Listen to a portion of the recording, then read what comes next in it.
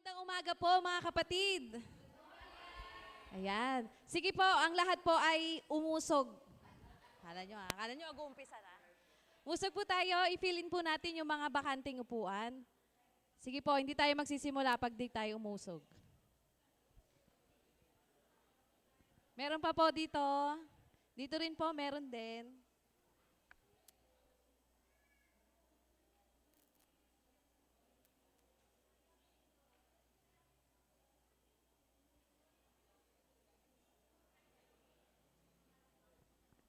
Ayan, salamat po sa inyong pagtugon. Magandang umaga din po sa ating mga kapatid online. Sige po, ang lahat po ay tumayo. Tayo po ay sama-samang manalangin. Yes, Lord, hallelujah. Panginoon, salamat po sa umagang ito, sa muling buhay at lakas, Panginoon, na aming naranasan, Ama. Patuloy po na kami, Panginoon, ay haharap sa iyo sa umagang ito upang magpuri, magpasalamat, sambahin ka, Panginoon. Sa isang buong linggong nakalipas, Lord, iba-iba man po yung aming mga pinagdaanan, pero naranasan po namin ang kabutihan mo, ang katapatan mo, Lord, at kadakilaan ng iyong mga salita. Salamat po, Ama. Patuloy po kaming samahan sa umagang ito, Panginoon. At patuloy, Lord, na isang tabi namin ang anumang mga problema, anumang mga istorbo, Panginoon, pang hindi ka namin mapapurihan. Patuloy, Lord, na ibigay namin yung nararapat na papuri at pagsamba sa iyo, Panginoon. Salamat po, Ama.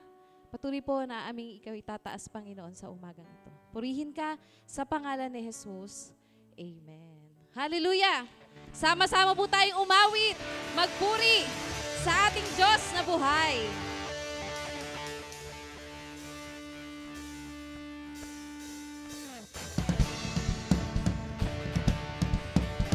Sama-sama po tayong pumalakpak.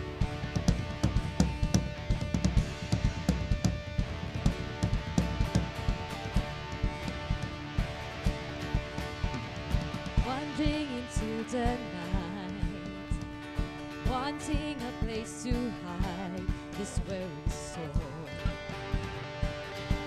It's my Lord. And I try with all my might, and I just can't win the fight. I'm slowly drifting, a vagabond.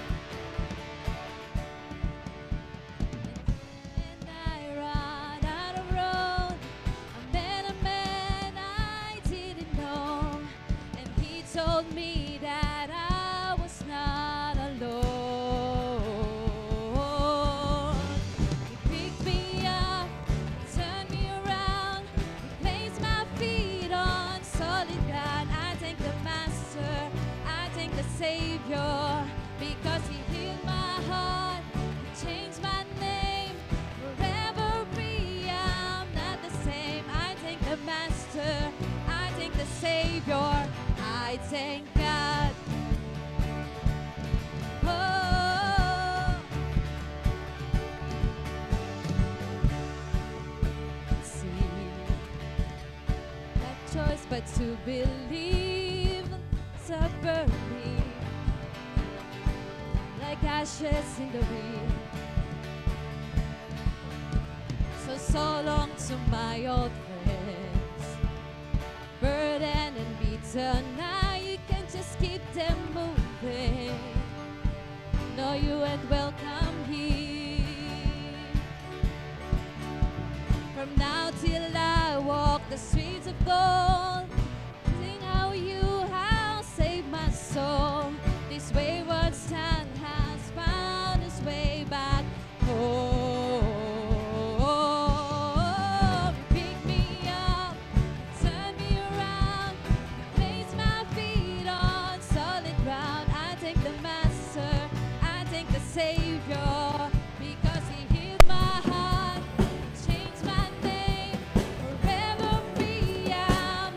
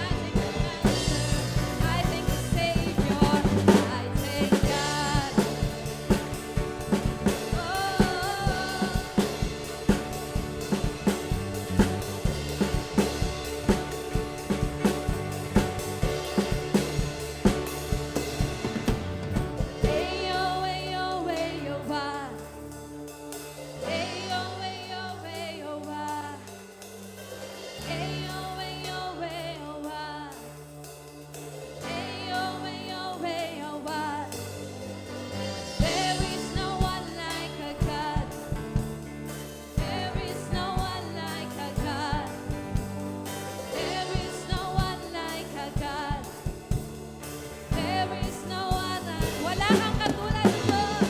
Wala kang katulad, O Diyos. Sama-sama po natin pag-ibig.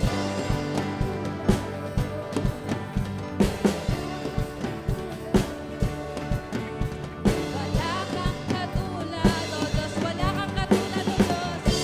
Katulad, O Diyos. Wala kang katulad, O Diyos. Wala kang katulad, O Diyos. Wala kang katulad, O Diyos. Praise and glory, honor and strength unto our God. Unto our God, the matchless, endless love unrestrained. This is our God. This is our God. Praise and glory, honor and strength unto our God. Unto our God, the matchless, endless love unrestrained. This is our God.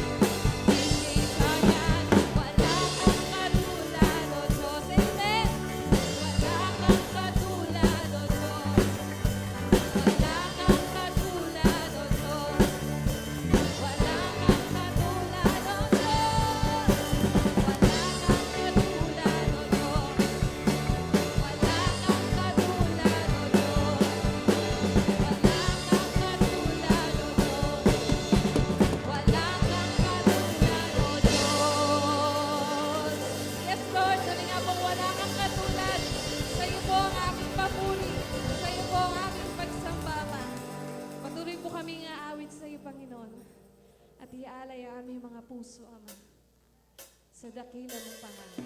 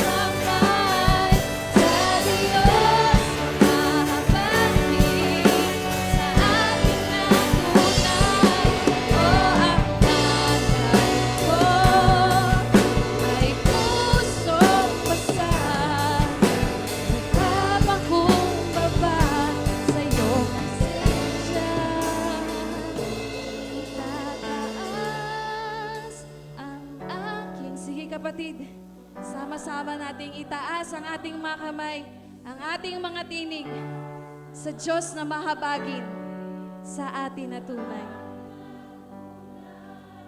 O ang alay ko ay pusong basag, nagpapakumbaba sa iyong presensya, maghari ka.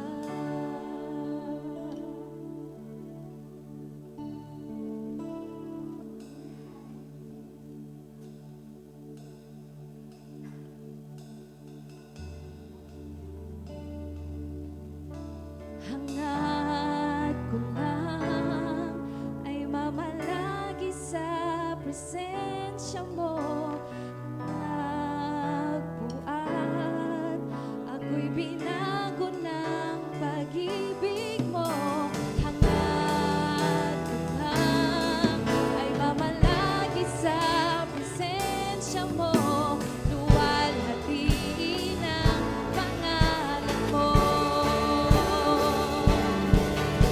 Hangad ko lang ay mamalagi sa presensya mo. Nagkakuman, ako'y binago ng pag-ibig mo. Hangad ko lang ay mamalagi sa presensya mo. Luwalhatiin ang pangalan mo. Hangad ko lang ay mamalagi sa presensya mo.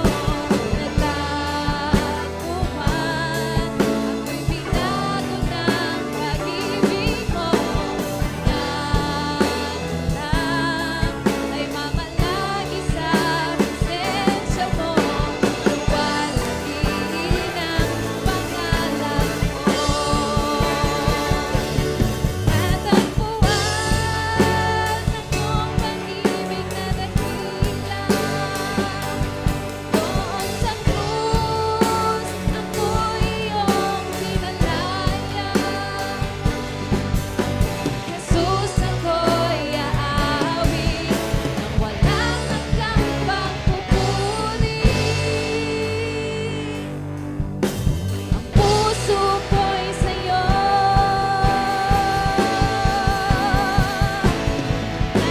Natagpuan ng iyong pag-ibig na dakila. Doon sa krus, ako'y iyong pinalaya. Jesus, ako'y aawit nang walang hanggang pagpupuri. Puso ko'y sa'yo.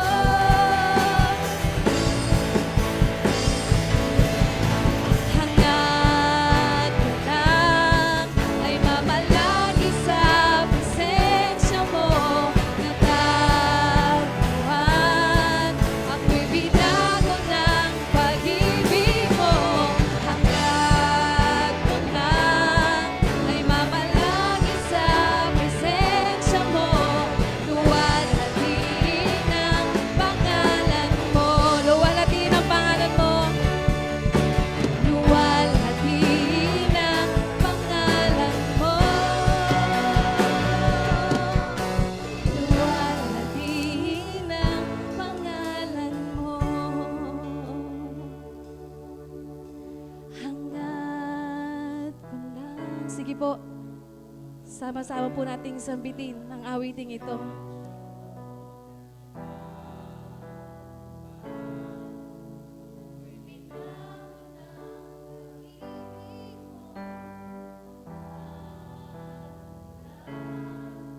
Ay mamalagi sa presensya mo. Luwalhatiin ang pangalan mo. Yes, Lord. Patuloy naming luluwalhatiin ang iyong pangalan, Panginoon. Salamat po, Panginoon, sa aming mga buhay. Ikaw po, Panginoon, ang dapat maitaas, maparangalan, Panginoon. Salamat po sa pangako ng iyong mga salita. Patuloy, Panginoon, na baguhin ito ang aming mga buhay, Ama. patuloy namin masumpungan, Panginoon, ang iyong kadakilaan. Purihin ka, Ama, sa umagang ito. Sa pangalan ni Jesus. Amen.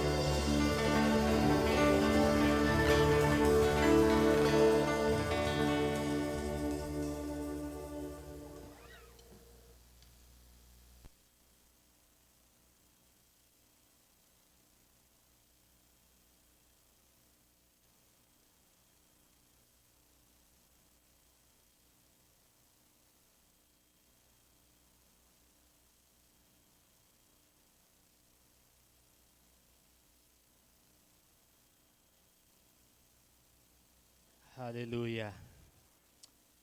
Isang mapagpalang umaga sa inyo lahat, mga kapatid. Kumusta kayo? Iyon, mas mabuti kaysa dati. Okay, tama naman.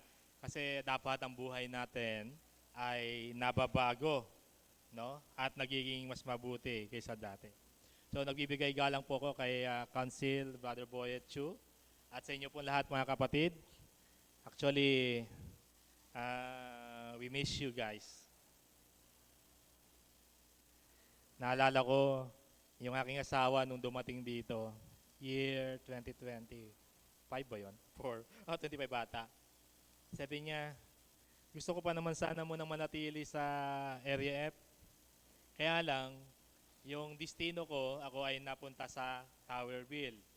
Ayan, kaya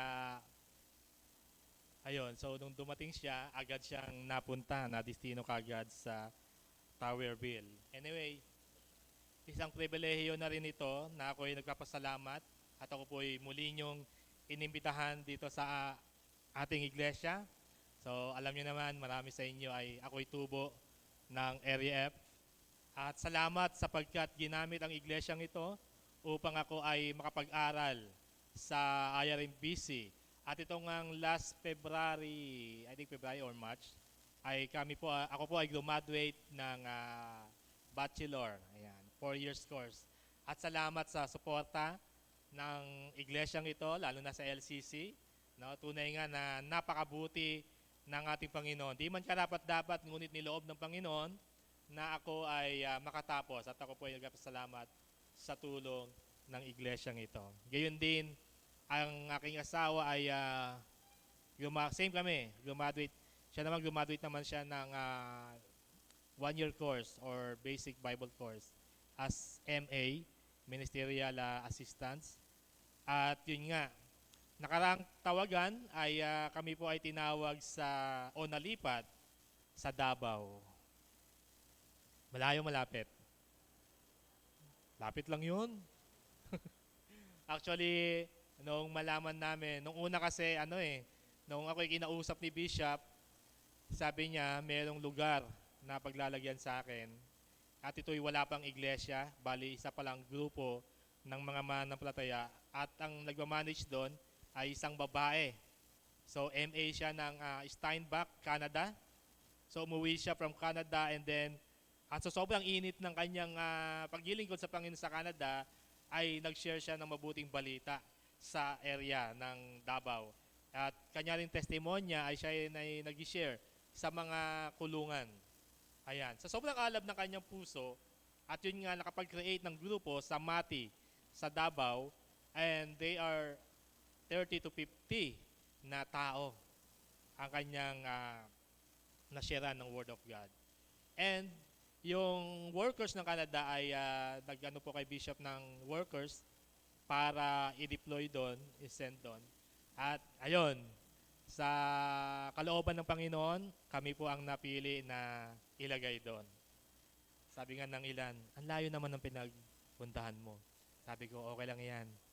Kalooban ng Lord na mapunta kami doon. Amen ba? Kasi mabuti ang Panginoon. Tunay na siya ay Diyos na dakila at siyempre bilang workers ng itinalaga ng Panginoon, whatever or wherever we are called, kailangan namin sumunod rather. At yun nga, we are so blessed. And of course, siyempre, nag-aano kami, siyempre number 1 na iniisip namin doon is yung language barrier. Ayan. Kasi mga Bisaya ang mga tao doon. Although, ang aking ina, si Erlinda Gansan ay Bisaya, at ang aking namang ama ay tubong Mindanao o sinilang sa Mindanao, kahit isa doon wala ko naman ng lingwahe. So, so parang, ano ba yan? Okay na sana kung naman ako yung pagiging Bisaya o naman ako man lang yung pagiging Mindanao kasi ang Davao ay Mindanao area. Pero wala ko naman na. Sabi ko, anyway, okay lang naman din. Buti na lang, nung kami ay nasa Malaysia, yung mga katrabaho namin ay mga Bisaya. So nakaka-relate kami sa kanila. So kaya naman mga kapatid, muli, maayong adlaw sa inyong lahat. Ayan. Maayong buntag and maayong adlaw. Yes, pwede. You know? So since na araw, pwede. So unti-unti may natutunan tayo. Anyway, tayo ngayon ay dadako sa mensahe ng ating Panginoon, which we are called or titled, our sermon for this morning is, ito pala. Ayan, sabi dyan, once for all, the finality of Christ's sacrifice. Ayan. So maaari bang hingin ko kayo lahat na tumayo bilang paggalang sa pagbasa ng salita ng Panginoon. Ayan, so habang inaayos yung ating at ito po ay, kung kayo yung mga Biblia, maaari bang makibukas kayo sa akin. Tingnan natin ang Hebreo chapter 10 verse 12 to 14. Ayan, so habang inyong binubuklat, antay lang natin ng konti. At atin itong sabay-sabay na basahin. Ayan. Maaari po bang pakibasa? Ready? 1, 2, 3. Sacrifice for sin. He sat down at the right hand of God, waiting from that time until his enemies should be made a footstool for his feet. For by a single offering, he has perfected for all time those who are being sanctified. Tayo pa yumuko at mandaling manalangin. Aming Ama, aming Diyos na makapangyarihan sa lahat, patuloy kaming lumalapit, patuloy namin kinikilala ang iyong kahabagan, ang iyong kapangyarihan, ang iyong kadakilaan, ang iyong kabanalan, Ama, at patuloy din namin kinikilala ang banal na Espiritu sa kalagitnaan ito na alam namin na siya'y nariyan, na kung saan ay tutulungan kaming unawain ang iyong mensahe upang ito'y matutunan. At patuloy din namin kinikilala, Ama, ang iyong anak, ang aming Panginoong Jesucristo, na kanyang ibinigay ang kanyang buhay para po sa amin. At salamat, Lord, sa kalooban mong ito, dahil sa iyong wagas na pag-ibig, kami po ngayon ay nasa panatag o ligtas at wala nang tungo pa sa kapahamakan. Lord, salamat sa umagang ito, salamat sa pribileyo, salamat sa bawat kapatid na narito na kami ay sama-samang makikinig at mag-aaral ng iyong salita. Gabayan mo kami at ikaw ang mataas at madakila, Panginoon. Sa inyo lahat ng papuri, pagdakil at karangalan. In Jesus' name we pray and all we say. Alright, you may be seated.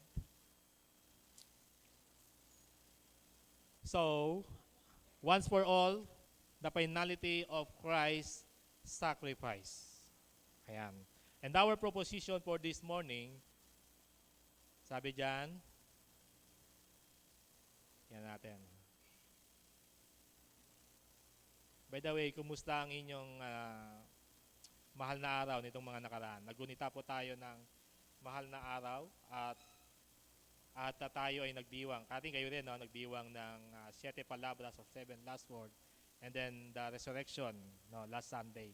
Ito ay merong kinalaman na pag-uusapan natin o karugtong ng ginawa ng ating Panginoong Jesucristo. That's why our proposition this morning is, because Christ offered Himself once for all, we have complete forgiveness, eternal security, and confident and access to God. Yeah. So, alam niyo po, ang aklat ng Hebreo ay wala po nakakaalam kung sino ang may author o sumulat ng aklat ng Hebreo. Anyway, some scholars says that ito ay sulat ni Apostol Pablo kasi yung pattern ng kanyang pagkakasulat ay encouraging sa mga mananampalataya. Pero, alam niyo naman ang sulat ni Apostol Pablo in his 13th epistle, di ba kung mapansin natin, kapag sumusulat si Apostol Pablo, lagi siyang may naka-acknowledge o in-address niya lagi yung kanyang pangalan. Diba lagi niya sinasabi, ako si Apostol Pablo na nagsasabi sa inyo. So doon mako-confirm. Pero ang book of Hebreo ay walang nakatala kung sino ang nakasulat o sino ang sumulat nito. At ang aklat na ito ay kabilang sa kategorya na may kinalaman sa canon of scripture na tinatawag na Antelogomena. So ang Antelogomena means spoken against. Kasi before siya makasama sa Bible ay nagkaroon pa ng debate kung sino nga ang author ng librong ito. And then, so later on, napabilang ito sa Bible natin kasi nga base sa sinusulat ng author ng Hebrews ay hindi ito bumabangga sa ilang mga sulat o ilang mga libro sa Bible. That's why itong Book of Hebrews ay isinama kasi nga hindi ito bumabangga. Once kasi na bumabangga ito sa aral ng Biblia, lalo na sinasala ito ng mga canon scripture, no? Yung mga gumagawa, na kung saan kapag ito ay bumabangga sa sinusulat ng Biblia, hindi nila ito sinasama. At maraming mga libro ang hindi mga isinama sa Bible na ito. Kaya nga, dito makikita natin, no, na isinama ang Book of Hebrews na ito. Ang aklat ng Hebrew ay isinulat para sa mga mananampalataya na naroroon. Kasi pakiramdam nila para silang pagod na. Pagod na sa kanilang pananampalataya na parang iniisip nila, may sense pa ba yung ginagawa kong paglilingkod sa Panginoon? Or totoo bang si Kristo ay manliligtas o tumubos? At si Kristo ba ay totoong mabubuhay? No? Kung mabasa natin sa Bible, yung mga mananampalataya doon, nung si Jesus ay nadakip pa lamang si Jesus ay nadakip, nagkawatak-watak na ang kanyang mga tagasunod. At nung namatay ang ating Panginoong Hesus, tila nawalan na sila ng pag-asa in that moment. Why? Kasi para sa kanila, ang tao ay hindi na mabubuhay muli. Pero ang sinabi ng Lord, mabubuhay siya after 3 days. Kaya yung Book of Hebrews, encouragement para sa mga mananampalataya doon, na tila nawala na ng pag-asa, na parang tila napapagod na. Tingnan mo ngayong katabi mo, mukha bang pagod na? Pagod ka na ba sa pananampalataya mo? Hindi pa naman. Okay. Kasi bakit? Nawawalan sila ng pag-asa. No, totoo bang may salvation? Totoo bang si Kristo ay magliligtas? Totoo ba ang pananampalataya nila ay legit? Totoo ba na kapag nagpagal ako ay hindi ito parang walang kabuluhan? Kung mapapansin natin, ipinapakita dito sa Hebrew na kung saan ay binibigyan ng encouragement ang mga tao, ang mga mananampalataya na huwag sumuko sa kanilang pananampalataya. And I know, kung minsan tayo rin o ikaw rin mismo nakaranas na parang pagod ka na sa pananampalataya mo. Na parang feeling mo, may sense pa ba yung ginagawa ko? Parang paulit-ulit na lang. Nananampalataya ba talaga ako sa Panginoong Jesucristo? Pinatawad ba talaga ako? Ligtas ba talaga ako? Samantalang nagkakasala pa rin ako. Tama, mali? Naisip niyo ba yon? No, minsan dumarating sa punto ng buhay natin na parang paulit-ulit na lang. Sasala, hihingi ng tawad, then nagkakasala, hihingi ng tawad. Na para bang ang pananampalataya natin ay wala ng kabuluhan. Yun yung naramdaman ng mga mananampalataya sa Hebreo na ini-encourage ng author na maniwala at manampalataya sa Panginoong Jesucristo. Why? Tingnan natin to. Next slide. Ayan, sabi diyan, if you live Jesus Christ, you're living the best thing God has ever done. Why? Next slide, tingnan natin. Sabi diyan, because Jesus Christ is better and supreme over everything. Kaya pakisabi ka sa katabi mo, huwag kang sumuko, kapatid. Huwag kang sumuko na manampalataya sa ating Panginoong Jesucristo. Nung nakaraan lang, no, dinaos natin ang ginawa ng ating Panginoong Jesucristo o yung mahal na araw, di ba?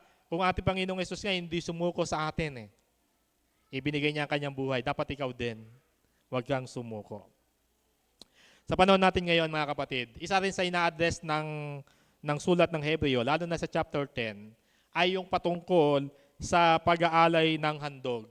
Na kung saan sa Old Testament, no, ipinapakita doon, para mapatawad ang isang tao, kailangan niya mag-alay ng hayop na susunugin or iaalay. At ang mga high priest sila ang nagiging ugnayan o namamagitan sa Panginoon upang sunugin ang mga alay na ito para mapatawad ang kanilang kasalanan. Pero hindi nila alam na ang ginagawang ito ay pagtakip lamang sa kanilang kasalanan at hindi ito pag-alis sa kasalanan. Kaya nga, tatalakayin natin ngayon na ano ba ang kinalaman o ano bang dapat gawin o ano bang katotohanan sa ginagawang ito ng pag-aalay ng mga handog para sa ikapapatawad ng kasalanan.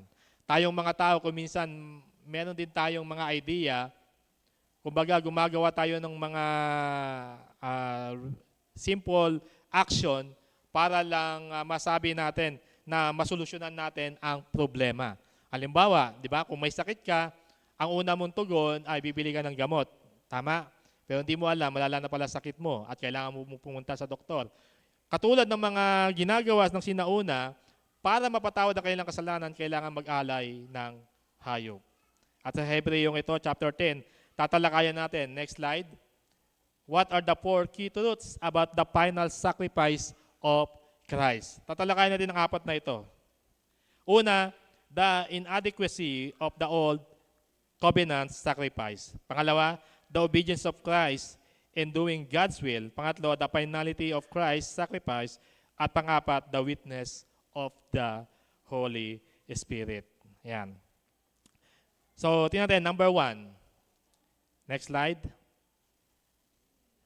The inadequacy of the old covenant sacrifice. Na ang ibig sabihin, ang kakulangan ng mga sakripisyo sa lumang tipan. Yan, kung mapansin natin, ganyan ang kanilang mga ginagawa, nagdadala ng hayop at ibinibigay sa mga high priest, no? Para mapatawad ang kanilang mga kasalanan. At taon-taon nila itong ginagawa na nag-aalay sila ng hayop na sunugin para mapatawad ang kanilang mga kasalanan. Tingnan natin to, verse 1 to 4. Sabi diyan, ang kautusan ay anino lamang at hindi lubos na naglalarawan ng mabubuting bagay na darating. Hindi ito nagpapabanal sa mga lumalapit sa Diyos sa pamamagitan ng mga handog na inialay taon-taon. Kung napatawad na ang mga lumalapit sa Diyos sa pamamagitan ng ganoong mga handog, wala na silang aalalahanin pa tungkol sa kanilang mga kasalanan at hindi na sila kailangang mag-alay pang muli. Ngunit, ang mga alay na ito ang nagpapagunita sa mga tao ng kanilang mga kasalanan taon-taon sapagkat ang dugo ng mga toro at mga kambing ay hindi nakakapawi ng mga kasalanan. So kung titingnan natin, in-address ng author na yung patungkol sa paghahandog na ginagawa ay hindi marapat-dapat o hindi sapat na katunayan upang ikaw ay mapatawad sa kasalanan at upang ikaw ay maligtas. No, yung paghahandog ng banal na paghahandog sa templo o sa dakong kabanal-banalan na ginagawa ng mga high priest ay nag-aalay sila ng mga hayop. Kung titingnan natin, no, na sa talatang ito, ipinapakita yung mga ginagawa o yung mga ritual para mapatawad daw ang kasalanan. Ngunit, sinabi ka sa talatang ito na hindi sapat ang mga ginagawang iyon. Ang mga tao ngayon, kung minsan gumagawa ng paraan para masabing mapatawad ang kanilang kasalanan, para masabing sila ay mayroong Kristo, ginagawa ang mga mabubuting gawa. Di ba? Mapansin natin may mga ilang denomination, ang kaligtasan para sa kanila ay to do good works o gumawa ng mabuti. Pero hindi sa pamamagitan ng ating Panginoong Jesucristo. O titingnan natin, matatandaan natin sa Efeso chapter 2 verse 8 to 9, in-address doon ni Apostol Paul na yung mga mabubuting gawa ay walang kinalaman sa iyong kaligtasan. Which means, ayon lamang sa habag at biyaya ng ating Panginoon, kaya ka naligtas. At mabasa din natin sa chapter 9 verse 25a, ipinapakita dito na ang mga pinakapunong pari ng mga Hudyo ay pumapasok sa dakong banal taon-taon na may dalang dugo ng mga hayop. Yun yung kanilang ginagawa. So the law was only a shadow of the good things to come, not the reality itself. Ang mga unang pamamaraan na paglilinis ng kasalanan ay sa pamamagitan ng mga hayop na inaalay at ang mga paring saserdote ang gumagawa nito taon-taon. Sa verse 3, sinasabi diyan ng kanilang mga ginagawa taon-taon, kanilang ginugunita ang kanilang kasalanan. Alam niyo ba yung ganito, halimbawa, may taong nagkasala sa inyo, tapos every time na makikita mo siya, hindi mo siya makalimutan. Bakit? Lagi mo ginugunita yung kanyang kasalanan. Lagi mong inaalala yung kanyang kasalanan. Taon-taon lagi mong inaalala. Na kung minsan sinabi mo, pinatawad mo na siya, pero parang sa sarili mo, deep inside in yourself, it hurts, Napakasakit pa rin. So parang ginagawa ng mga tao ngayon, para lang masabi na pinatawad, ay pinatawad ko na siya. Pero taon-taon naman, ginugunita yung kasalanan na gawa ng taong iyon. Kagaya ng mga taong ito, ng mga naghahandog ng mga hayop, taon-taon parang lagi nilang ginugunita yung kasalanan nila at taon-taon nag-aalay sila ng hayop para sabing mapatawad sila. Kung titingnan natin, it makes no sense sa ginagawa na yon. Kasi nga, ginugunita lang nila yung kanilang kasalanan Imbis na ang gawin pagka nag-alay, they are claiming na napatawad na ng Diyos at dapat kalimutan na nila sapagkat sila ay pinatawad. Pero ang ginagawa ay parang taon-taon inaalala lagi ang kasalanan o ang mga kasalanan na kanilang ginagawa. Kumbaga paulit-ulit lang yung cycle. Paulit-ulit lang yung ginagawa nila na kung saan hindi maganda o hindi mabuti. Kaya nga titignan natin yung unang puntos ay merong kakulangan sa mga sakripisyo or adequacy na ginagawa sa lumang tipan. Kasi nga, ipinapakita lamang doon na tinatakpan lang. At kapag nabuksan, nakikita uli, so kaya ginagawa nila taon-taon, ginugunita lang ang kasalanan. So, kung titingnan natin dito, hindi maganda yung repeated sacrifice o yung paulit-ulit na pagsasakripisyo ay hindi ito nagagawa na makapagbigay ng perpektong pag-aalay ng papuri sa Panginoon. So sa verse 1 to 4, in-address natin yung kakulangan ng mga sakripisyo sa lumang tipan. No? Next slide, tignan po natin dito. Maaari ba pakibasa mga kapatid? Ready? 1, 2, 3.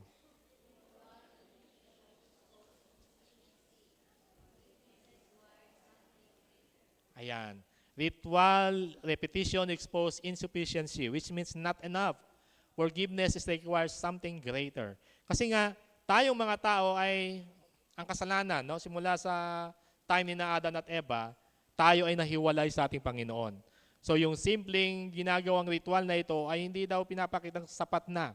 Kaya nga kung mapansin natin mamaya, no, ano ba yung ginawa ng paraan ng ating Diyos Ama para itong mga ginagawang ito ay hindi na gawin at meron na lamang isang bagay na gagawin para dito. So ipinapakita dyan that forgiveness requires something greater.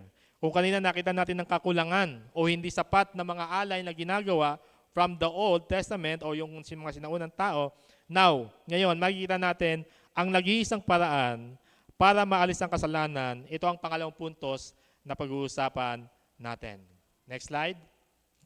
Makita po natin dyan, the obedience of Christ in doing God's will.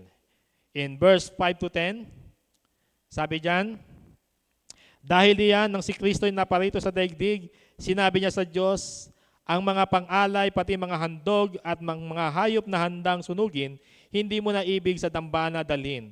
Hindi mo kinalugdan ng mga handog na sinusunog at ang mga handog upang pawiin ang kasalanan. Kaya't inihanda mo ang aking katawan upang maging handog. Verse 7, kaya't sinabi ko, ako'y narito o Diyos upang sundin ang iyong kalooban ayon sa sinasabi sa kasulatan tungkol sa akin. Alam nyo ba, yung sinabi na iyan ng ating Panginoon ay hula rin naman na naganap sa time ni Jesus. Ayan na may kakita natin sa mga awit. Next slide. Mga awit chapter 40 verse 6 to 6, 6 to 8, which means katuparan niyan, yung kanina katuparan dito sa hula na ito na pinapakita dyan, na in-address sa awit chapter 40 verses 6 to 8, sabi dyan, ang mga pang-alay, pati mga handog at ang mga hayop na handang sunugin, hindi mo na ibig sa dambana dalhin, handog na sinusunog at mga kaloob, hindi mo naisin, upang salay iyong patawarin. Salip ang iyong kaloob sa akin ay pandinig ko upang ikay dinggin. Kaya ang tugon ko, ako'y narito na sa kautusan ng mga turo mo. Ang nais kong sundi, iyong kalooban aking tatago sa puso ang aral. So, pinapakita dyan, makikita natin sa talata na yung fulfillment ng prophecy na iyan ay nangyari sa ating Panginoong Hesus. Anyway, marami naman tayong nakita sa mga aral, mga sermon na marami mga propesiya. At ang Panginoon ang siya tumutupad nito. Remember, Jesus said, sa isang account sa Bible, sa New Testament, sabi niya, I am not here to abolish the law, but to fulfill the law. Which means, siya ang mag-fulfill ng mga propesiya, mga law na ito, na ang katugunan ng lahat ng ito ay ang ating Panginoong Hesukristo. Na kung saan, makikita natin, no, ang pakikipag-usap ng ating Panginoong Hesus sa Diyos Ama, na kung saan hindi na ibig ng Diyos ang mga handog na ialay na ito. Bagkus, ano ang ginawang kapalit ng mga alay nito, kundi walang iba kundi ang ating Panginoong Hesukristo. In John 3:16, for God so loved the world that He gave His only begotten Son, that whosoever believes in Him shall not perish but have an eternal life. So doon pala makikita natin yung wagas na pag-ibig ng Diyos Ama at gumawa siya ng paraan para hindi na gawin itong mga alay ng handog na to. Wala nang ibang handog na dapat gawin kundi ang buhay ng ating Panginoong Hesukristo para sa atin upang tayo ay tubusin. Next slide, tingnan natin in verse 8 to 10, sabi diyan, sinabi muna niya, hindi mo na ninais o kinalugdan ng mga alay at handog na hayop, mga handog na susunugin at mga handog dahil sa kasalanan. Kahit ito'y inihandog ayon sa kautusan, sa kanya idinugtong, ako'y narito upang sundin ang iyong kalooban. Sa ganitong paraan, inalis nga ng Diyos ang unang handog at pinalitan ng handog. Ito ay ang ating Panginoong Hesukristo. At dahil sinunod niya ang kalooban ng Diyos, tayo ay ginawang banal ni Hesukristo sa pamamagitan ng minsanang paghahandog ng kanyang sarili. Makikita natin dyan that Christ came into the world declaring sacrifices and offerings you did not desire, but a body you prepared for me. Sabi ng ating Panginoon, hindi mo na, Ama, nais na maghandog pa ang mga tao sa mga pamamagitan ng hayop, kundi ang aking katawang ito, ang iyong nais na ihandog para sa ikapapatawad ng mga tao. Kaya pakisabi mo sa katabi mo, you are blessed. You are blessed. Bakit? Hindi mo na kailangan maghandog ng hayop. Sino may mga alagang baboy dito? Kung may alaga kang baboy, taon-taon, iahandog mo yun. Mga kambing, mga hayop. Pero hindi mo na kailangan gawin yun. Bakit? Ang ating Panginoong Hesukristo is the best lamb offering para sa ating mga tao upang tayo ay mapatawad sa ating mga kasalanan. Kung mapasin natin ang Old Testament, ang ginagawang iyon ay pantatakip lamang sa kasalanan. Pero ang ginawa ng ating Panginoong Hesukristo, nag-aalis ng kasalanan. Amen ba mga kapatid? Hallelujah. Palakpakan nga po ating Panginoon. Our Lord, Jesus Christ, He is the King of Kings. He offered His life for us. He do the will of His Father para lamang sa atin. At ang kanyang layunin, sundin ang kalooban ng Ama para sa atin. His mission was not ritual, but obedience to fulfill God's will perfectly. By offering Himself, He abolished the old system and established the new covenant. Bakit? Next slide, tingnan natin to. Because the true atonement required not animal blood, but the incarnate Son's obedience and self-offering. Sa pamamagitan ng ating Panginoong Hesukristo, ang kanyang ginawa ay pagpapakita that He obey the will of our Lord, our God, our Father in heaven. Ginawa niya ito para sa kalooban ng Ama. Ang katotohanan sa pagtubos ay nangangailangan ng dugo ng mga hayop. Ito ay sa pamamagitan ng pagsunod ni Kristo. Wala nang ibang dapat gawin kundi ito lamang. Ang ginawa ng ating Panginoong Hesukristo para sa Ama ay ialay ang kanyang buhay upang tayo ay tubusin. At iyan ang makikita natin sa ikatlong puntos na ito. Next slide po. Tingnan natin sa ikatlong puntos. Pakibasa nga po. Ready? 1, 2, 3. the finality of Christ's sacrifice. Mga kapatid, noong nakaraan, yun nga, nagdaos tayo ng mahal na araw, hindi natatapos ang ginawa ng ating Panginoon sa krus ng Kalbaryo. Kaya nga, ito yung kasunod ng ginawa niya, yung finality of Christ's sacrifice. Tingnan natin in verse 11 to 14. Sabi diyan, bawat pari ay naglilingkod araw-araw at paulit-ulit na naghandog ng pare-pareho ding mga handog. Subalit ang mga iyon ay hindi naman nakapapawi ng kasalanan. Ngunit si Kristo ay minsan lamang naghandog para sa mga kasalanan at ito ay sapat na. Pagkatapos ay umupo siya sa kanan ng Diyos. Ngayon naghihintay siya roon hanggang sa lubusang pasukuin sa kanya ng Diyos ang kanyang mga kaaway. Sa makatuwid, sa pamagitan lamang ng isang paghahandog ay kanyang ginawang ganap magpakailanman ang mga nililinis ng Diyos. Mapansin natin in verse 13, sabi diyan, ngayon naghihintay siya roon hanggang sa lubusang pasukuin sa kanya ng Diyos Ama ang kanyang mga kaaway. Our Lord Jesus Christ, after His death and He rose again, He came to heaven and He now sit at the right hand of our Lord, the God Father. So naghihintay na lamang ng right time ang ating Panginoon. Pasukuin ang lahat ng mga kaaway. At yan naman ay makikita natin o alam na natin. His second coming. Di ba? The true victory. Kasi ipinakita dyan na ang ating Diyos, ang ating Panginoong Jesucristo ay naghihintay na lamang. Kasunod na kanyang ginawang pagsakripisyo, ngayon ay He was seated on the throne of God. The priest stood daily, repeatedly offering sacrifice that could never take away sins. But Christ, however, offered one sacrifice for sins forever and then sat down at God's right hand of God. He was seated in the position that signifies the completion and victory. Yung kanya pagupo sa trono, sa kanan na trono ng Ama, pagkapakita yon o signify o nagbibigay ng simbolo ng kanyang katagumpayan ay kanyang nagawa sapagkat nasunod niya ang kalooban ng Diyos Ama. Ialay ang kanyang buhay para sa atin, sa ikapapatawad sa atin, kasi bakit? Iyan ay kanyang ginawa para sa atin. By His single offering, He perfected forever those who are being sanctified. Tingnan natin yung verse 14. Sabi diyan, sa makatwid, sa pamagitan lamang ng isang paghandog ay kanyang ginawang ganap magpakailanman ang mga nilinis ng Diyos. Question, kasama ka ba rito? Pagsabi mo sa katabi mo, kasama ka dyan. You are belong. Kasama ka sa mga nilinis ng ating Panginoon na ginawang ganap magpakailanman. Kaya huwag kang magduda sa pananampalataya mo.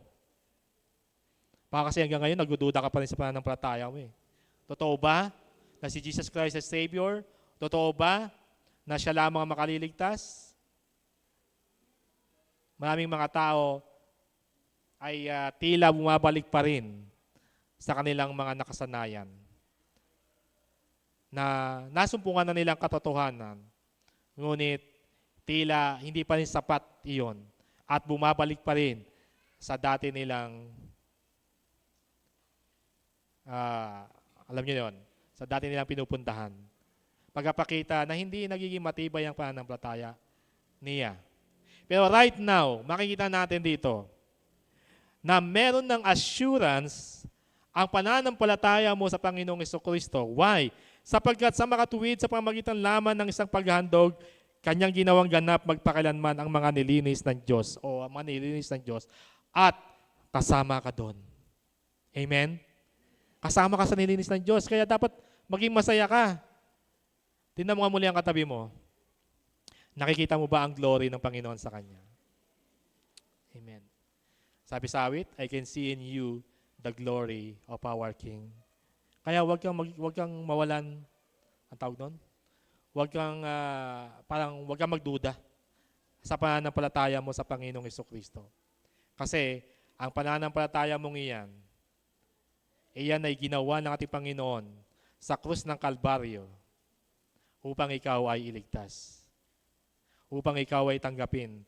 Di man tayo karapat-dapat dahil sa ating mga kasalanan, pero dahil sa kanyang dugo, ginawa tayong karapat-dapat. Ang Diyos Ama, ang tingin sa iyo, ang tingin sa atin ngayon, ay hindi na makasalanan. Ang tingin sa atin ngayon, tayo ay tinubos ng ating Panginoong Jesucristo.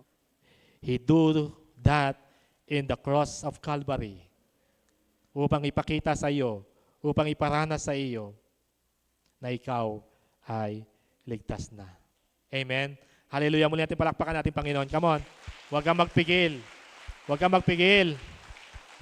You are blessed because of our Lord Jesus Christ. Wala ka na kailangan gawin. Hindi mo na kailangan taon-taon magpenitensya. Hindi mo na kailangan taon-taon magpapako sa krus ng somewhere.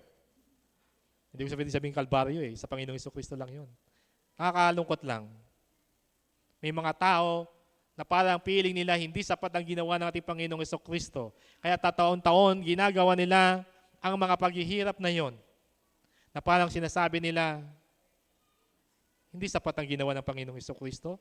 Parang kailangan pang bumaba muli ng ating Panginoong Hesus upang ialay ang kanyang buhay muli para sa atin. Nakakalungkot lang. Kasi parang walang halaga ang ginawa ng ating Panginoong Jesucristo.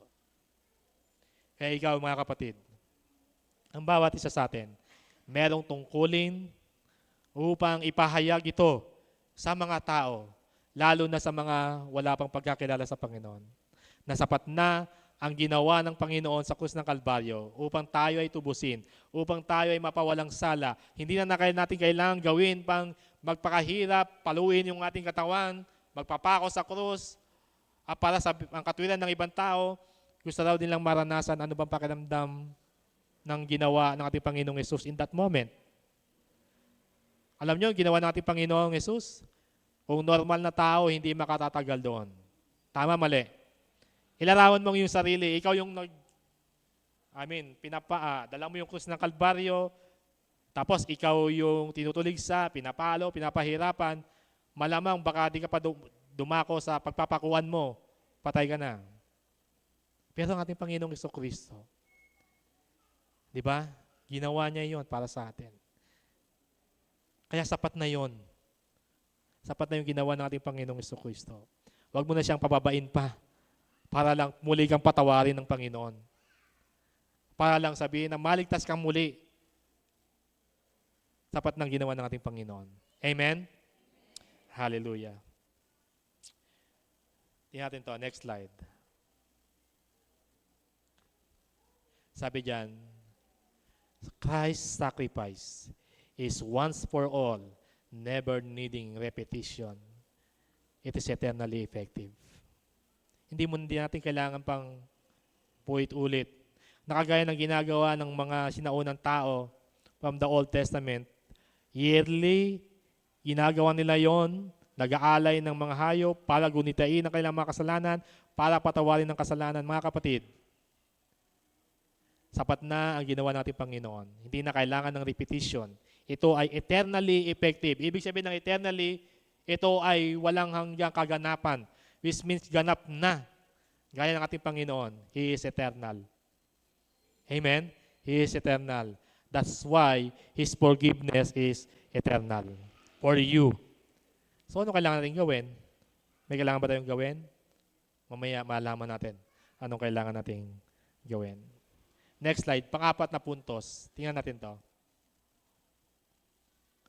The witness of the Holy Spirit. From verse 15 to 18, tingnan natin dyan. Sabi dyan, ang Espiritu Santo ay nagpapatotoo rin sa atin tungkol dito. Sinabi niya, ganito ang gagawin kong tipan sa kanila. Pagdating ng mga araw na iyon, sabi ng Panginoon, itatanim ko sa kanilang mga puso, sa kanilang puso, ang aking mga utos at isusulat ko ang mga iyon sa kanilang mga isip. Pagkatapos ay sinabi pa niya, kalilimutan ko na ang kanilang mga kasalanan at kasamaan, sapagkat pinatawad ng mga kasalanan, hindi na kailangan pang magandog dahil sa kasalanan. Hallelujah. Kung titingnan natin, di ba? Sabi niya sa verse 16, Ganito ang gagawin kong tipan sa kanila. Sa pagdating sa mga araw na iyon, itatanim ko sa kanilang puso ang aking mga utos at isusulat ko ang mga iyon sa kanilang mga isip. What's the role of the Holy Spirit here? Ano ang role ng Holy Spirit? Ang role ng Holy Spirit, yun yung nasa puso mo. Once you accept Jesus Christ as a Lord and Savior, the Holy Spirit is in you. At yung sinasabi dyan, na itatanim ko sa kanilang mga puso ang aking mga utos. Why? The Holy Spirit. Ano bang role ng Holy Spirit sa atin? The Holy Spirit intercede us to our Lord Jesus Christ. Di ba? The Holy Spirit has a role, or many role, ang ginagampanan ng Holy Spirit. Kapag hindi ka marunong manalangin, the Holy Spirit leads you how to pray. Amen? The Holy Spirit convicts you. Hindi tama yung ginagawa mo. Namumuhay ka sa kasalanan. That is the work of the Holy Spirit. Kaya pinapakita natin yan, yung witness ng Holy Spirit, malaki ang ginagampanan yan sa atin. Yung pagtatanim ng aral ng ating Panginoon sa ating puso, the work of the Holy Spirit, ayan yung kanyang ginagawa. Pastor, paano kung masasabi may Holy Spirit ako? Lagi ako nagkakasala. Holy Spirit ba yun? Baka ibang spirit yun. Mga kapatid, if you claim Jesus Christ as a Lord and Savior, huwag kang magduda. Huwag kang magduda. Kung meron mang bubulong sa iyo, Kristiyano ka ba? Kakasala ka pa naman? Kristiyano ka? Marites ka? Kristiyano ka? Palaaway ka? Palasugal ka? You must be cast out in Jesus' name. Kailangan mo i-cast yan. Kasi once you entertain, hindi Holy Spirit nagsasabi sa iyo niyan. The devil says to you, para namang dito yung pananampalataya mo eh. Amen? Tama, mali. The evil, ang nag-ano sa iyo, yung evil na nagpo-provoke sa iyo, tumalikod ka sa pananampalataya mo sa Panginoon. Hindi totoo yan. Banal ka? Tingnan mo nga sarili mo, mga kabang banal? Mga kapatid, we are called holy. What is the meaning of called holy? We are called holy means we are set apart. We are set apart, we are chosen by God. That's why, if you have Lord Jesus Christ as the Lord and Savior sa puso mo, you are set apart among them. Sa mga tao na kung saan nananatili sa paggawa ng kasalanan. Pastor, ibig sabihin ba banal na ako kapag may Kristo ako sa puso ko? Ang tingin ng Diyos sa iyo, banal. Pero hindi sinasabi na porque banal ka, hindi ka na magkakasala. Tayo ay nasa mundo pa rin ito. We are almost commit sin. Tama, mali. Nagkakasala pa rin tayo. Nandito sa daigdig eh. That full of sin. Pero, once na tayo nagkasala, 1 John 1:9, if we confess our sin, He is faithful and just to forgive and cleanse us in all unrighteousness. Kaya kapag nagkakasala ka, don't feel na parang wala ka ng pag-asa. Don't feel na parang impyerno na punta ko kasi nagkakasala ko lagi. Kailangan mo lang humingi ng tawad sa Panginoon. Amen. And the work of the Holy Spirit intercedes you. Mahal ka ng Panginoon. Tinubos ka ng Panginoong Jesucristo para sa iyong kasalanan. Yun ang ating panghawakan. Yun ang ating alalahanin. Kasi kapag hindi natin inisip yan, yung finality of Christ doing in the cross of the Calvary, yung kanyang sakripisyo, parang hindi natin binibigyan ng halaga. Kaya don't think na parang it's not worth it. No? Don't think. Kung titingnan natin, ipinapakita dyan na iyan din palang talata na yan ay nasa Jeremiah chapter 31 verse 33 to 34. Tingnan natin to. Ito ay hula rin at napulfill din sa ating Panginoong Jesucristo. Sabi rito, ganito ang gagawin kong kasunduan sa bayan ng Israel. Pagdating ng panahon, itatanim ko sa kanilang kalooban ng aking mga kautusan. Isusulat ko ito sa kanilang mga puso. Ako ang kanilang magiging Diyos at sila ang aking magiging bayan. Hindi na nila kailangan turuan ng isa't isa. At sabihin, kilalanin mo si Yahweh, sapagkat ako'y makikilala nilang lahat, mula sa pinakaaba hanggang sa pinakadakila, sapagkat patatawarin ko sila sa kanilang mga kasalanan at kalilimutan ko ang kanilang mga kasamaan. Masarap i-claim to mga kapatid eh. Tama? Sabi diyan, patatawarin ko sila sa kanilang mga kasalanan at kalilimutan ko ang kanilang mga kasamaan. Why? Kasi tunubos ka na ng ating Panginoong Jesucristo. Now, yung Holy Spirit na sa iyo ngayon, siya ang tutulong sa iyo para mas lalo mong maunawaan, mas lalo mong maintindihan na ikaw ay tinubos na ng ating Panginoong Jesucristo. Next slide po.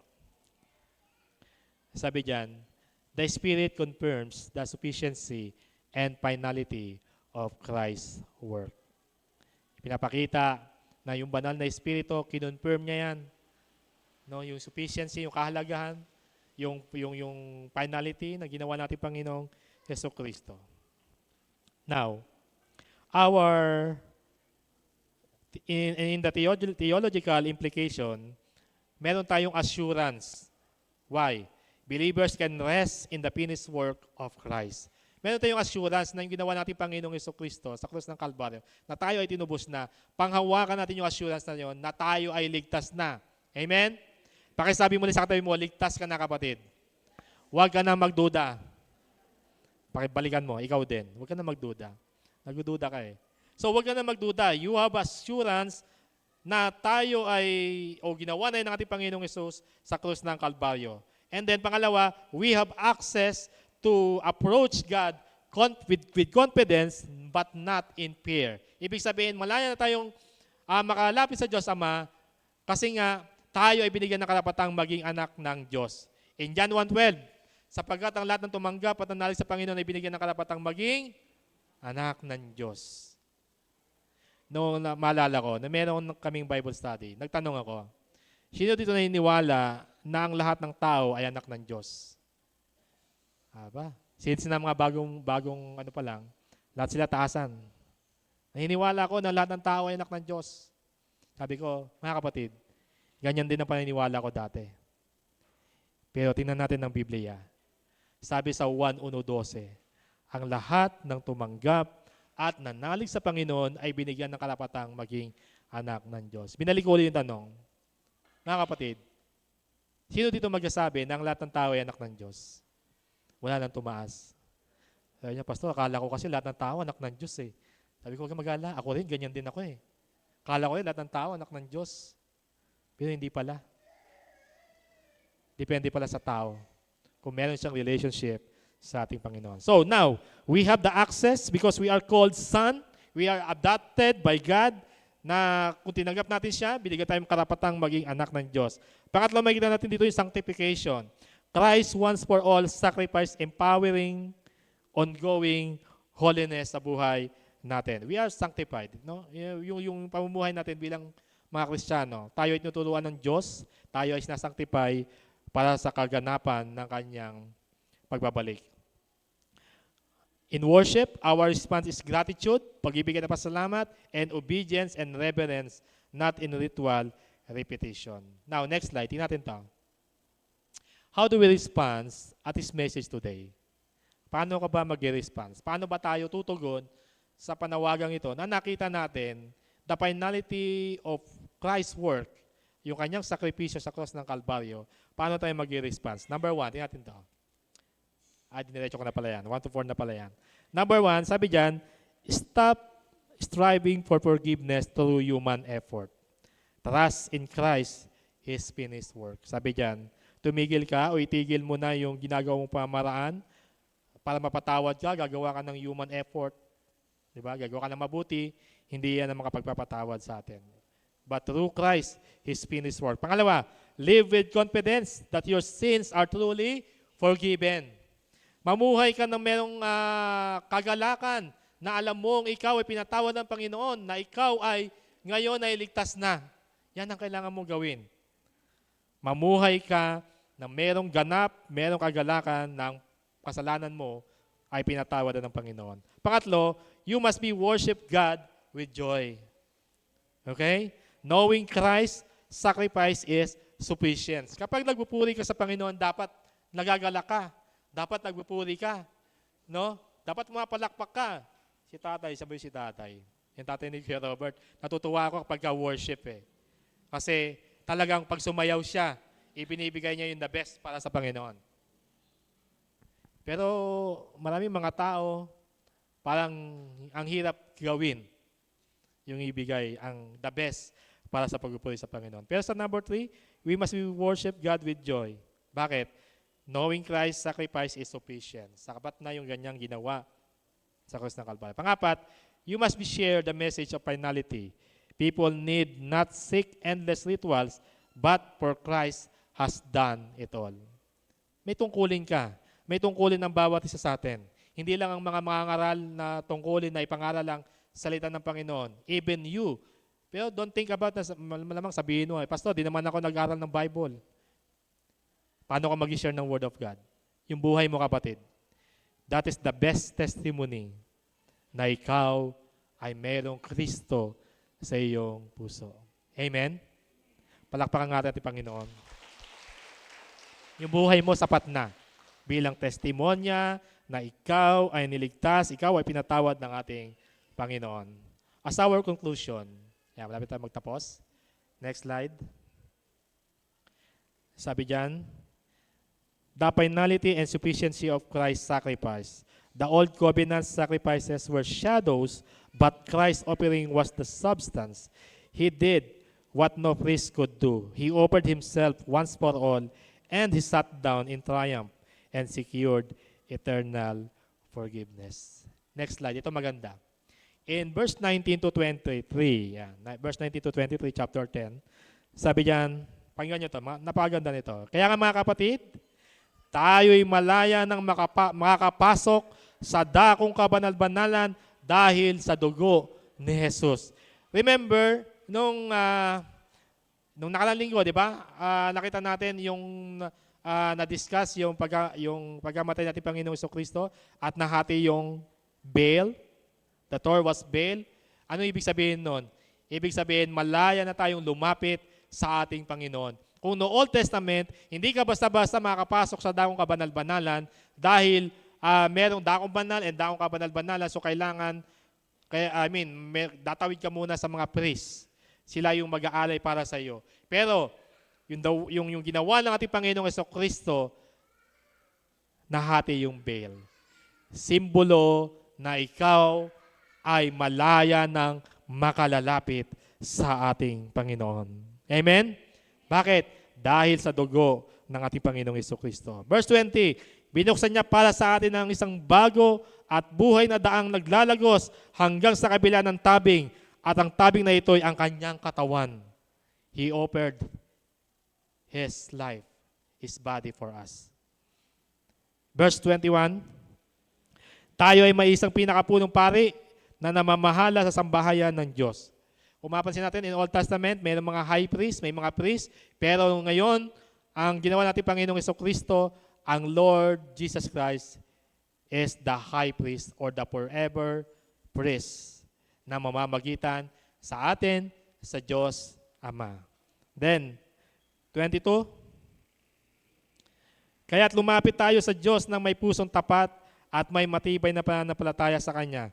Lumapit tayong may malinis na budhi, sapagkat nililinis na ang ating mga puso at hinugasan na ng dalisay na tubig ang ating mga katawan. Verse 23, magpakatatag tayo sa ating pag-asa at huwag nang mag-alinlangan pa, sapagkat tapat ang nangako sa atin. Napakaganda ng huli. Sabi diyan, huwag nang mag-alinlangan pa. Huwag ka nang magduda sa iyong pananampalataya. Sapat na ang ginawa ng ating Panginoong Jesucristo sa krus ng Kalbaryo. Nagkakasala ka man? Oo, nagkakasala tayo. Pero sapat na ang pagtubos sa iyo ng ating Panginoon. Sabi diyan, lumapit tayo sa Diyos, verse 22, lumapit tayo sa Diyos ng may pusong tapat at may matibay na pananampalataya sa Kanya. Alam niyo mga kapatid, magkakaroon ng ganap ang pananampalataya mo sa Panginoong Jesucristo. Kung ikaw ay walang pagdududa na totoo Siya ang nagdikta sa iyo, siya ang tumubos sa iyo, siya ang tumubos sa atin. Sapagkat ang ating Panginoong Kristo, He is Lord of Lords, He is King of Kings. Amen? Muli natin palakpakan ng ating Panginoon. Hallelujah. Let's pray. Aming Ama, aming Diyos na makapangyarihan sa lahat, patuloy namin kinikilala ang iyong habag at biyaya sa amin, Panginoon. Lord, pinag-aralan namin ang katagumpayan na ginawa ng aming Panginoong Kristo sa krus ng Kalbaryo. Kaya naman ngayon, buong galak kami at hindi na kami magdududa pa sa aming pananampalataya na ang aming Panginoong Kristo ay totoong Panginoon at tagapagligtas ng aming mga buhay. Salamat, Panginoon. Muli mo kami ni-remind sa pagkakataong ito na kung minsan dumadaan sa aming buhay, pananampalataya, na para kami nagdududa. Parang hindi totoo ang aming pananampalataya at kung minsan hindi namin binibigyan ng halaga. Panginoon, humingi kami ng tawad. Patawarin mo kami. Tulungan mo kami, Panginoon, na muli pang magtiwala, manampalataya sa iyo, at kilalanin ka bilang Panginoon at tagapagligtas ng aming buhay. Maraming salamat, Panginoon, sa buhay ng mga kapatid kong ito, sa mga nakarinig ng iyong salita. Tulungan mo po, Panginoon, na ang mensaheng ito ay hindi lamang magbigay ng karunungan sa kanila, bagkus ito ay makapagpabago ng kanilang buhay at gawing ganap ang iyong kalooban sa aming buhay. Maraming salamat, Ama. Ito po ang aming samod dalangin. Sa matamis na pangalan ng inyong anak na si Jesus, ang lahat ay magsabi ng Amen and Amen. To God be all the glory.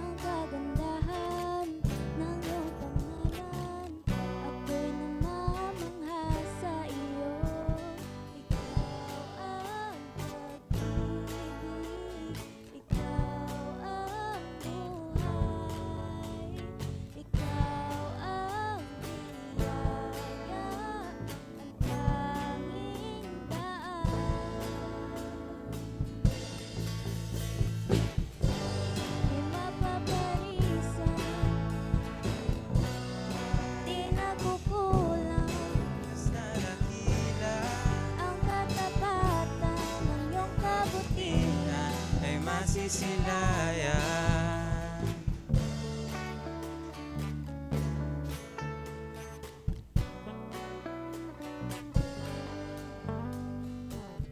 Ang kabutihan mo'y umaakay sa tunay na pagsisisi.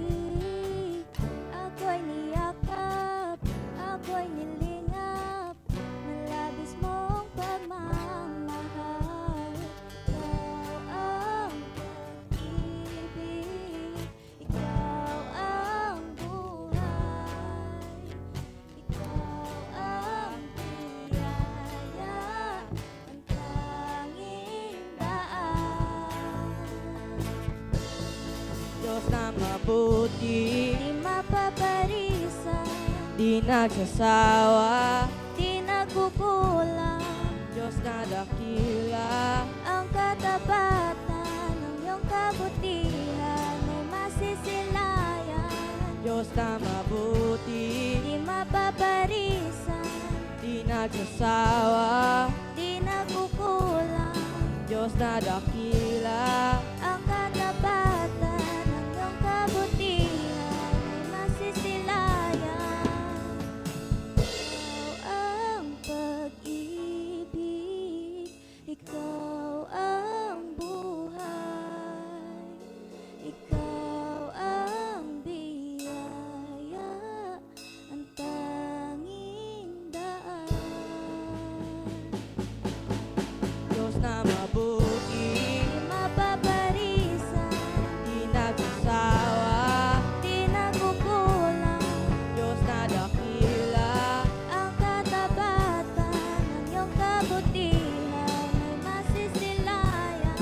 Diyos na mabuti, Di mapaparisan, di nagsasawa. di nagkukulang Diyos na dakila, ang katapatan ng iyong kabutihan ay masisilayan.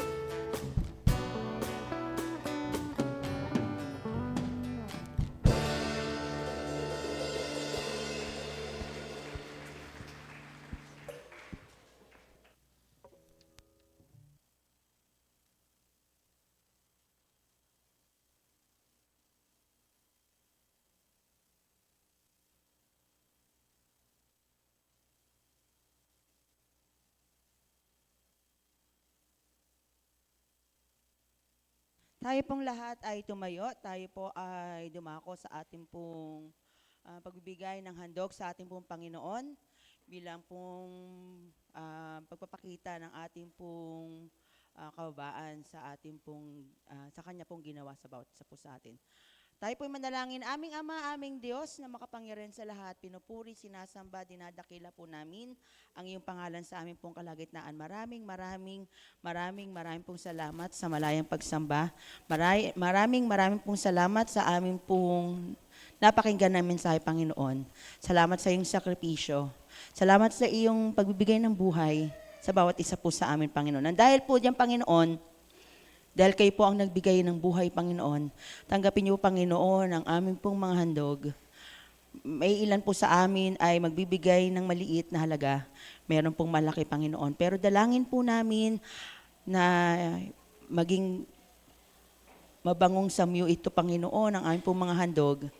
At tunay, Panginoon, na magamit po namin, Panginoon, magamit niyo, Panginoon, sa ikalaganap ng iyong mga salita, Panginoon. Patuloy pong pagpalain ng mga kamay na magbibigay, Panginoon. Pagpalain niyo po ang kanila pong mga negosyo, pagpalain niyo po ang kanila pong mga hanap buhay, pagpalain niyo po, Panginoon, mga tinatangkilik ng bawat isa, Panginoon. At dalangin po namin, Panginoon, sa mga anak niyo, Panginoon, na wala pong kakayahan na magbigay, Panginoon. Tulungan niyo po sila at maturuan po sila, Panginoon, na balang araw, Panginoon, makapagbigay po sila, Panginoon, sa iyo. Maraming pong salamat, Panginoon. Purihin ka sa umaga pong ito at pong aming dalangin sa pangalan ni Jesus. Amen.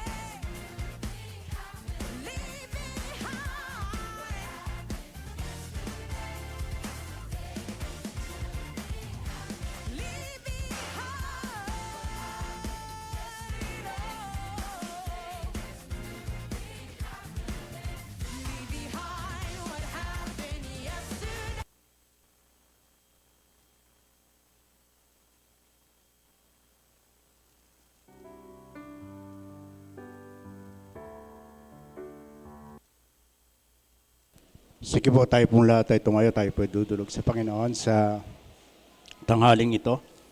At kung meron man kayong mga prayer request ay sama-sama po natin pagkatiwala sa Panginoon sa umagang ito.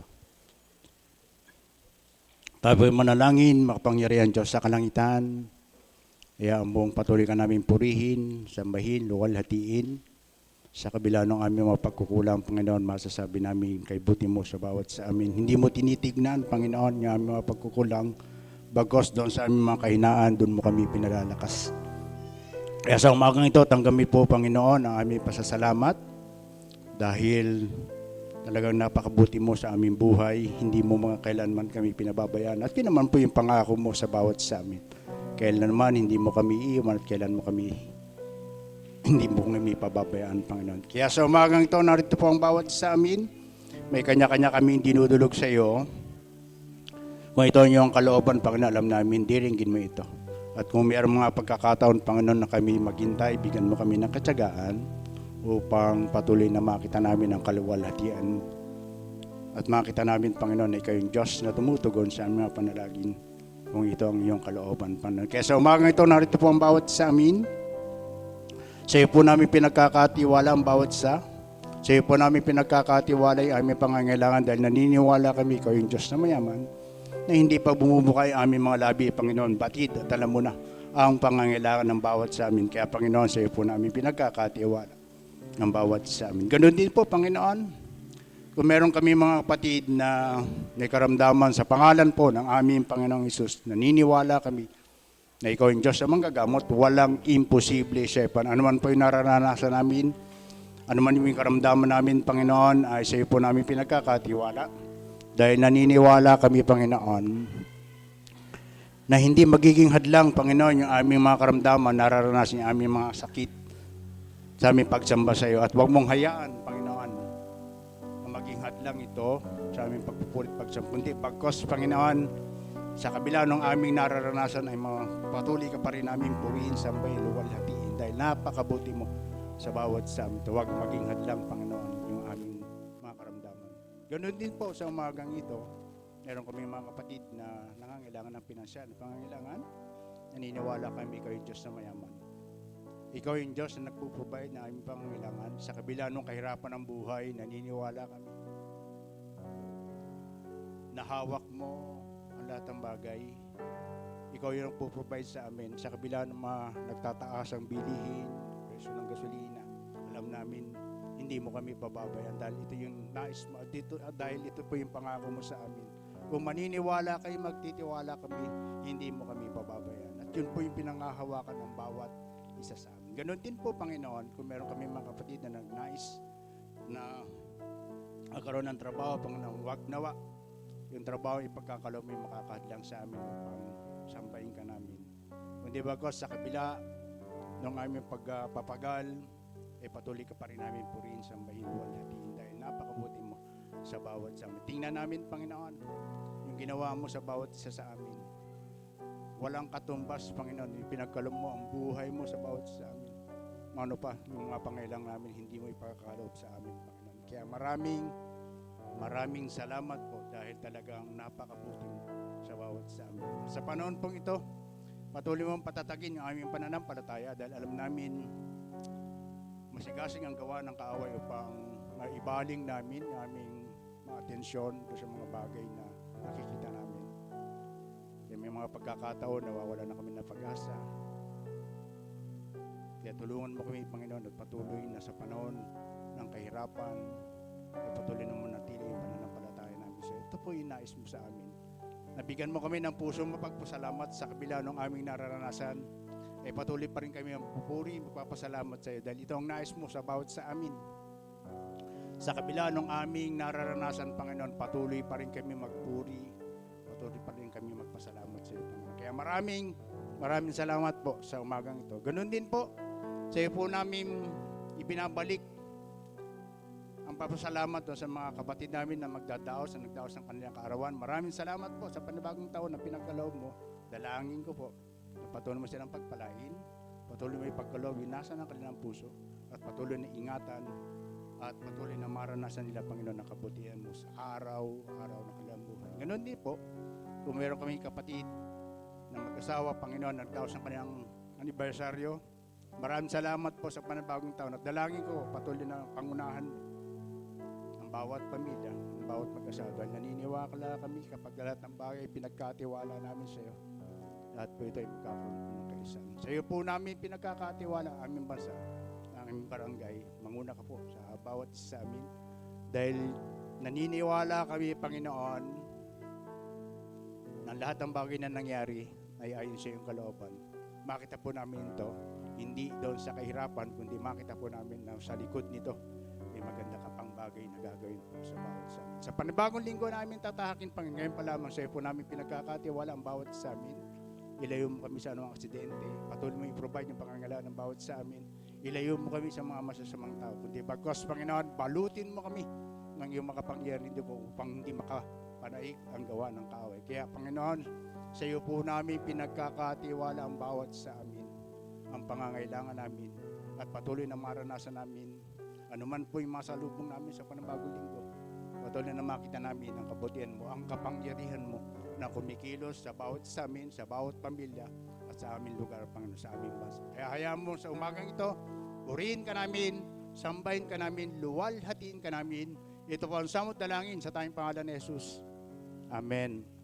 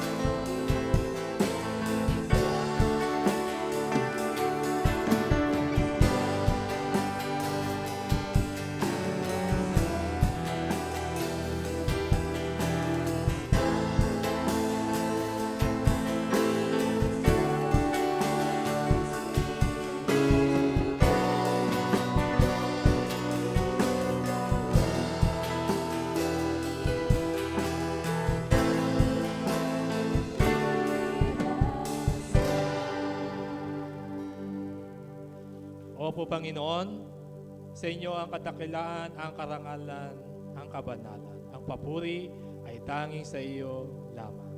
Loobin mo nawa, Ama, ako na iyong lingkod, maging daluyan na pagpapala sa mga kapatid ko ito, upang patuloy ng maranasan ang iyong mayamang habag at biyaya sa kanila. Mga kapatid, patuloy na sumati ng mayamang pagpapala ng ating Panginoon at ang patuloy na pakikipisan ng banal na Espiritu. Tulungan tayong lumayo sa anumang gawa ng masama at patuloy na mamuhay ng mayroong kabanalan. At sa tulong ng ating Panginoon, tulungan nawa tayo at pakaingatan hanggang sa muli nating pagkikita sa araw ng panambahan, pagmuli pagpupuri at pagbibigay karangalan sa Kanya. Ito po ang aming sasamot dalangin sa pangalan ng aming Panginoong Yesus. Amen. Amen. Amen.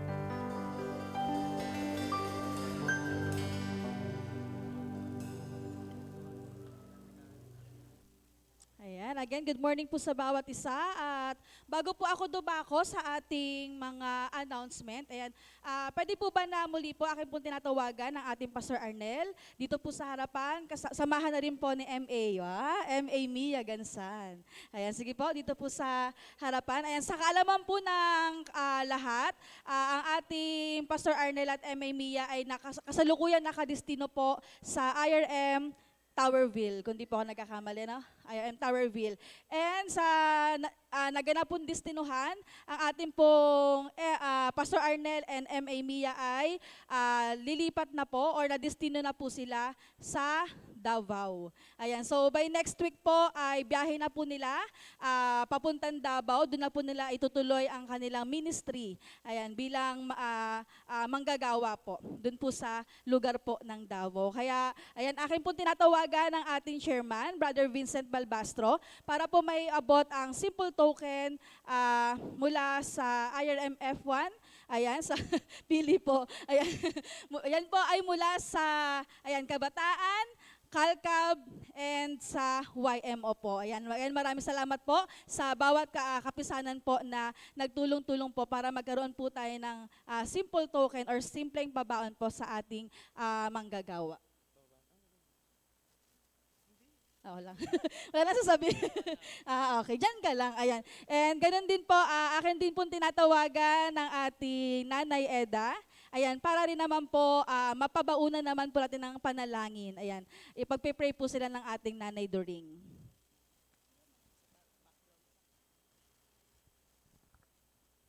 Hindi po tayo po yung manalangin. Unang-una, natutuwa po ako na si Pastor po talaga ay tubong taga-Area F. At siya po talaga naglilingkod ng ilang taon po dito talaga. Napaka-aktibo sa gawain. Kaya naman siya talaga ay inangat ng Panginoon sa isang posisyon na karapat-dapat po sa kanya. Kaya po ating pong ipinalangin siya na patuloy po na gabayan ng ating Panginoon. Purihin ang Panginoon, itinataas po natin siya po ang Diyos na naglagay ng lahat ng bagay sa kaayusan. Siya po ang dahilan kung bakit nandito po yung ating lingkod, ang mag-asawa, Pastor Arnel, at sa kanyang katuwang sa ministry, si Mia, MA.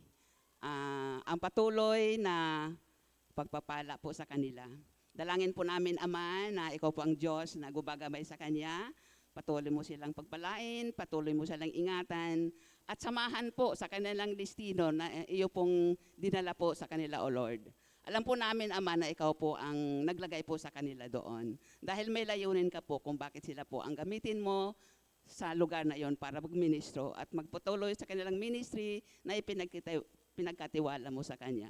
Ang patuloy na pagpapala, ang patuloy na paggabay, at higit sa lahat, Ama, ang karunungan na kanila pong kailangan po para po sila ay magtagumpay po sa kanila pong ministry na iyo pong pinagkatiwala sa kanya. Purihin ka po, Ama.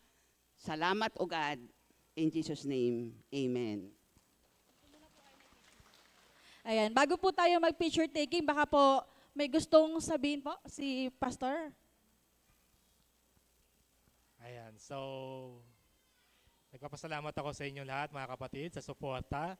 Lalo na nung ako'y nung dumating year 2022 at ako nga ay na-assign as MA dito. And then, salamat sa mga suporta ng mga kapatid, lalo na pagpunta sa misyon, sa Concordia. So, nakakamiss yung mga banding na, lalo na sa mga mission team ng mga nasa likod. Nakakamiss. Pero yun nga, ay talagang mayroong pinapagawa ang Panginoon sa dako pa roon at sa dako pa riyan. Talagang I'm so blessed nung ako ay narito sa iglesyang ito. Ako ay tubong erep nung kabataan at nakita nyo rin naman talaga yung buhay ko. Makulit, may pagkakamali, tahimik, lahat ng buhay ko. Ay, di ko At ayun, talagang may-miss namin kayo, mga kapatid. Talagang we are so blessed and we love you all. So si Amy Miyada may sabihin kasi na-miss niya kayo.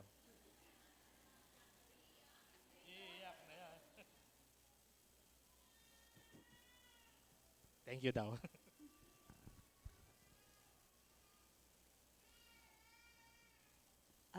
Yun po.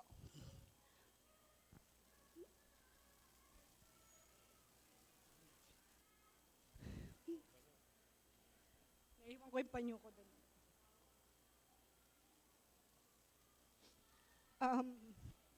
Ayun po, hindi man po namin akalain po sa kabila po ng bagat hindi po kami mga perfecto.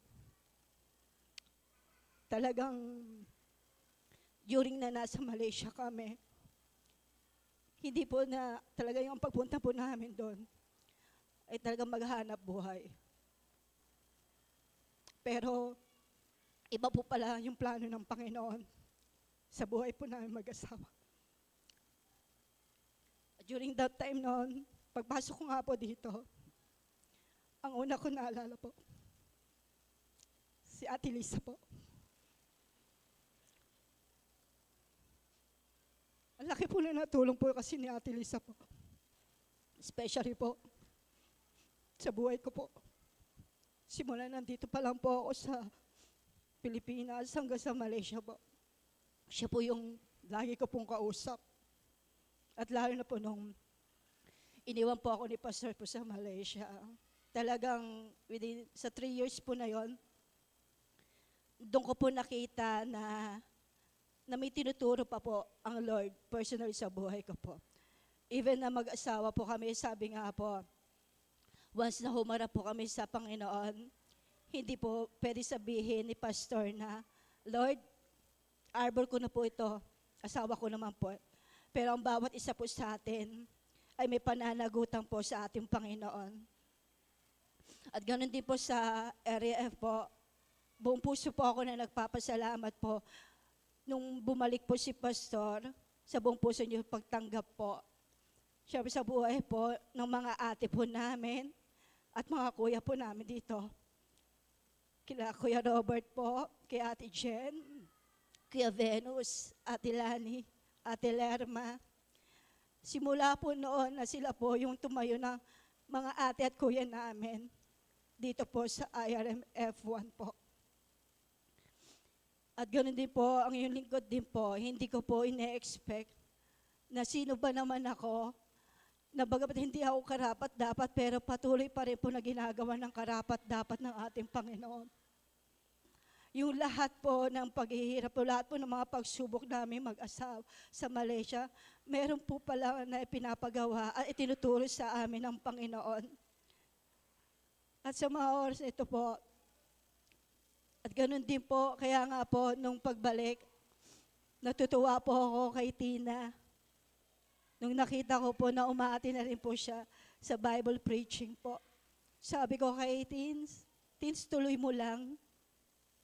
Although na nakakaranas tayo ng mga pagsubok, paghihirap, pero at the end of the day, makikita natin at marireceive natin kung ano yung nais na iparating sa atin ng ating Panginoong Hesukristo. At yung pagpasok po talaga din sa Bible School, talagang may share ko po na, sabi ko nga po kay Pastor, sabi ko, parang hindi na yata kaya ng utak ko. Pero sa biyayat at habag po ng ating Panginoon, siya lamang po makakapagsabi kung ano yung mga hindi natin nakakaya, bibigyan niya po tayo ng lakas. Sabi ko nga, at yung pag-uwi namin, pagsundo niya po sa akin, sabi niya lang po sa akin, may handa ka na ba na malipat tayo? Sabi ko, oo naman. Sabi ko nga, kahit saan naman tayo nandalin ng Panginoon, kumbaga kasama natin ng Panginoon. Natawa pa ako kasi nagtalo pa po kami. Sabi niya po kasi, sabi ko, paano yung pag-aaral ko? Ang sabi niya po, hatid sundo niya raw po ako. Sabi ko, Davao yun eh. Sabi niya, malapit lang naman yun eh. Siyempre, dahil pagod pa po yung isip ko noon, ako naman, okay. Tapos yung mga ilang araw, ni-research po namin.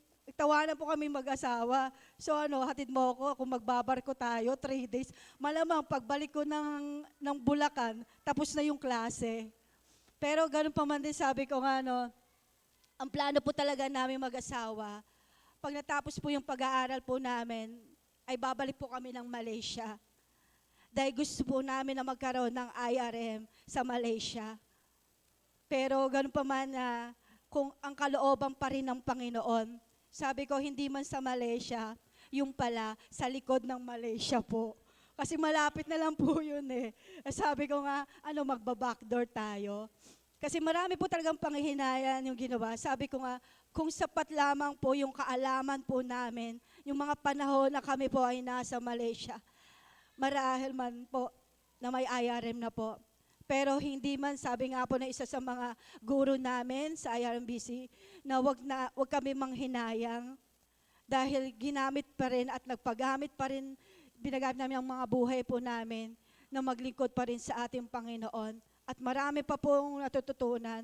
Kaya katulad po sa mensahe po ng ating pastor, na wag po tayong mag-doubt, wag po tayong magduda sa ating pananampalataya. Kung tayo man ay nakakaranas po ng any circumstances sa ating buhay, panghawakan po natin ito.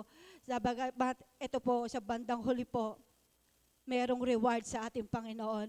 At ang pinaka-the best na reward ay ang pagharap natin sa Panginoong Hesukristo. Yun lamang po, maraming salamat po sa inyo po. God bless po. Ayan, sige po. Simple remembrance lang po. Picture po.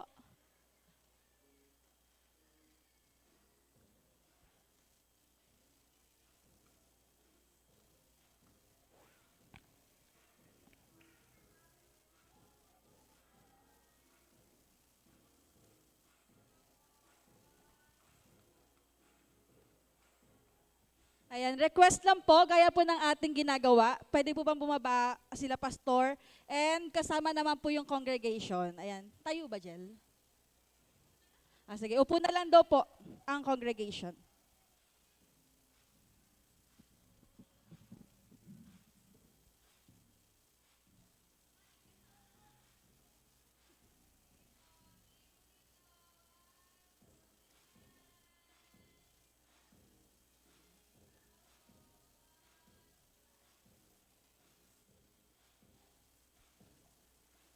Ayan. Okay, sige po, dako po tayo sa ating, ayan, wait lang po. Dako po tayo sa ating, ayan, announcement. And unahin ko na po ang ating attendance para ngayong umagang ito. Ayan. Wala po ba sa screen? Okay. Wait lang po. Ayan, attendance po para sa umagang ito. Tayo po, ang mga adult po ay binubuo po ng 225. Ayan, palakpakan po natin ng ating Panginoon. Ayan, and sa mga kids po ay 55 po sila sa, ayan, sa baba po, nasa kids room po ang mga bata. Sila po ay 55 po lahat doon. Kabilang po yung ibang mga bata na rin po dito sa taas na naiwan. At thank you Lord dahil meron po tayong dalawang bisita ngayon, dalawang kabataan. Kapag tinawag ko po ang pangalan, pwede po ba na tumayo? Pag nahihiya, sasamahan po ng nag-invite. Tayo na lang po dyan sa kinauupuan nyo po. Ayan, akin po wini-welcome si Sister L. Heter Pascual. Ayan, andyan pa po ba? Ayun, sa bandang gilid. And si Brother Patrick Cuesta. Ayan, tayo po. Ayan, welcome po sa IRMF 1, mga kabataan. So, alam na this, mga kabataan, huwag niyo po silang pauwiin na hindi po natin sila nakakamusta, nakakamayan, at nakakakwentuhan man lang. Ayan. And Worship Real Talk, ito po ay this coming May 2 na po. Paalala lang po ng ating lamhead, yung mga nabigyan po ng ticket, payment po, pakiabot na lang po kay Sister Sunshine Balbastro. Ayan, hindi na po niya kayo maisa-isa, so kayo na lang po ang lumapit kay Sister Sunshine. Ayan, nasa likod po siya.